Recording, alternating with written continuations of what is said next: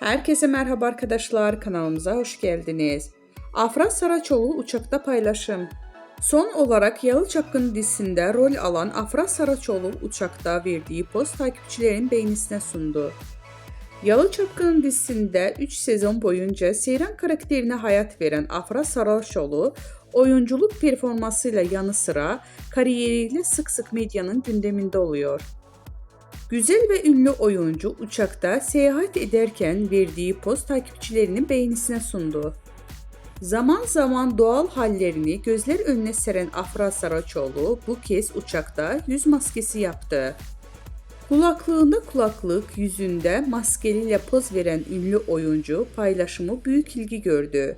Öte yandan Afra Saraçoğlu yeni sezonda Aile Bir İmtihandır Abim dizisiyle ekranlara dönecek. Ünlü isim imzalı dizide Kenan Emirzalıoğlu ile başrollerini paylaşacak. Bizden bu kadar arkadaşlar. Videolarımızı beğenip kanalımıza abone olmayı unutmayalım. Hoşça kalın.